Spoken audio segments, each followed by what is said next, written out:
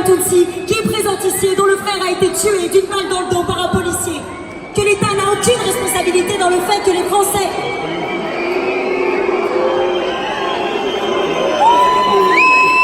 que les victimes de violences policières sont souvent des Français, de parents immigrés, et que les policiers impliqués dans ces affaires ne sont quasiment jamais condamnés, ou sinon à des peines dérisoires.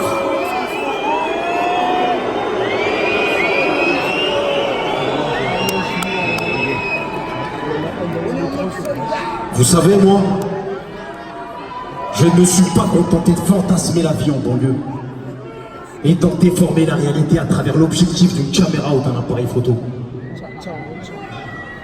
La banlieue, je la connais. J'y vis.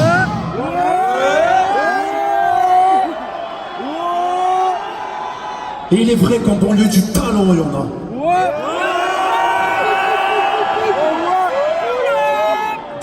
Il y en a.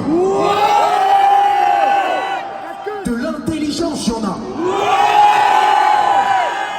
Des rêves, il y en a. Mais la vie est une question de choix. Lisa Crève-Cœur, lorsque deux banlieusards plongés dans le trafic de drogue entrent dans une guerre pour des raisons strictement pécuniaires et que cette guerre aboutit à la mort de l'un d'entre eux, est-ce l'État qui fournit l'arme à l'assassin?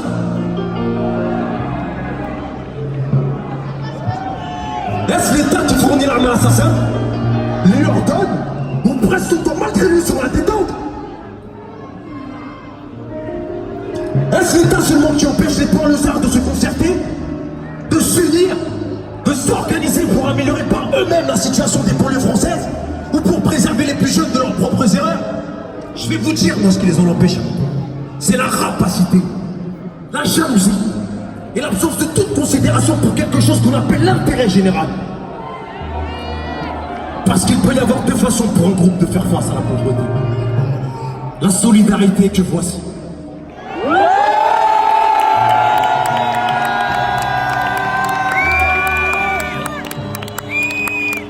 Ou le chacun pour soi.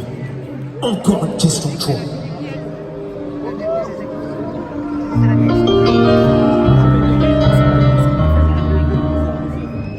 L'État dans ma bouche, ce n'est pas vous.